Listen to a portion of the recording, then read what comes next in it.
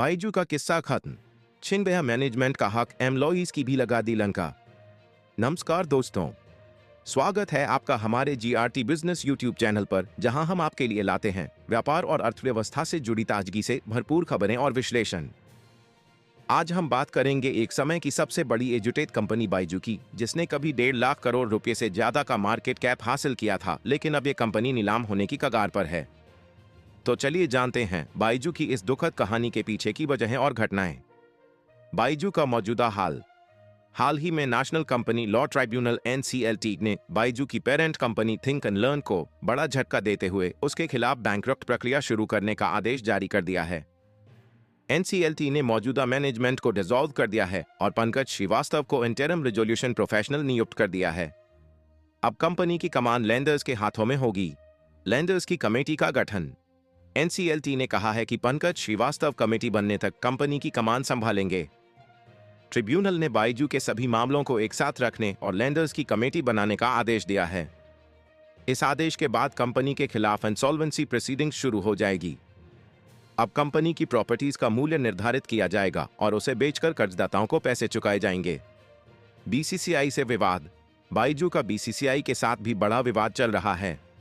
BCCI ने 8 सितंबर 2023 को याचिका दायर कर बायजू के खिलाफ इंसॉल्वेंसी प्रोसीजर शुरू करने की अपील की थी। BCCI का दावा है कि बायजू उसके 158 करोड़ रुपए की पेमेंट को डिफॉल्ट कर गई है। इस राशि में GST शामिल नहीं है।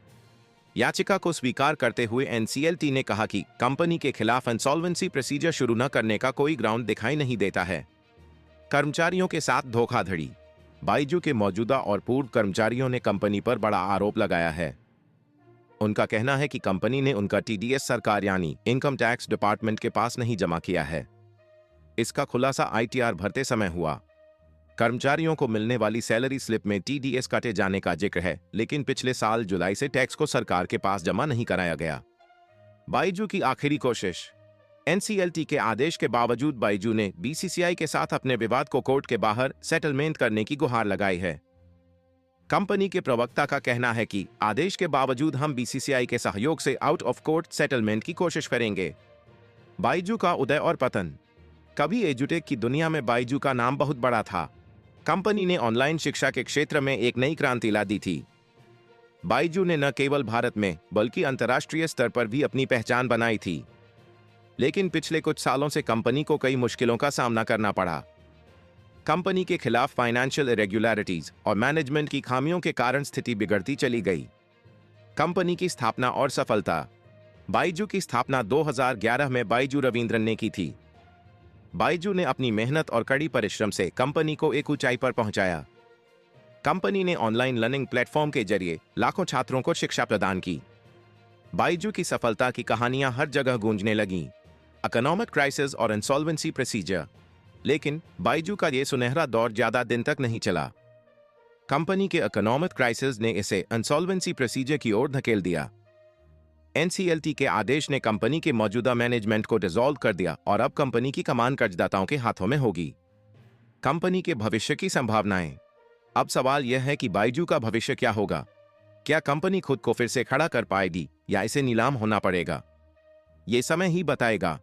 लेकिन यह जरूर है कि बायजू की यह कहानी एक सीख है कि कैसे एक सफल स्टार्टअप भी फाइनेंशियल मैनेजमेंट और सही स्ट्रैटेजी के बिना गिर सकता है। कंक्लूजन।